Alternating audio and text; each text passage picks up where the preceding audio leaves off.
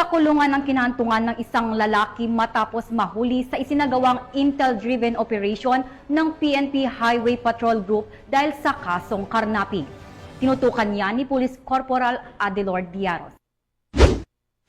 Kulungan ang bagsak ng isang suspek sa kasong karnaping sa ilalim ng Republic Act No. 10883 or the new Anti-Carnapping Act of 2016 nang magsagawa ng manhunt operation ang Regional Highway Patrol Unit National Capital Region Intelligence Branch sa pamumuno ng kanilang Regional Chief na si Police Colonel Joel B. Hukutan sa kahabaan ng Alabang Zapote Road, Pamplona 1, Las Piñas City noong 18 ng Mayo taong kasalukuyan. Ayon sa impormasyon na galing sa Barangay Information Network o BIN ay napag-alaman na ang suspek ay makikipagkita umano sa kanyang kasintahan sa Balay 1 Apartel.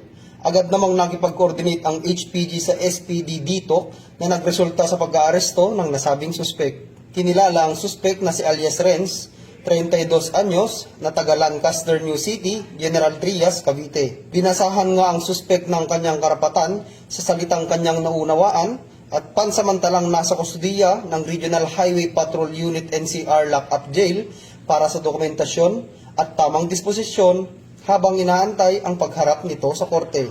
Patuloy naman ang pagkikipag-ugnayan ng HPG sa iba pang PNP territorial units upang masakote ang mga kilalang most wanted person sa Kalakhang, Maynila at matulungan ang mga kababayan nating biktima ng karnaping. Kami ang Guardian of the Highways, ang kakampi nyo sa kalsada na patuloy na magbibigay ng serbisyong HPG.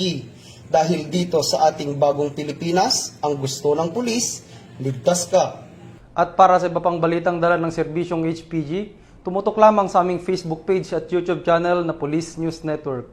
Mula sa tanggapan ng kakampi nyo sa kalsada at sa pamumuno ng aming butihing Direktor, Police Brigadier General Eliazar P. Mata, ako ang inyong PNN Correspondent, Police Corporal Adelor R. Diaros para sa Police News Network.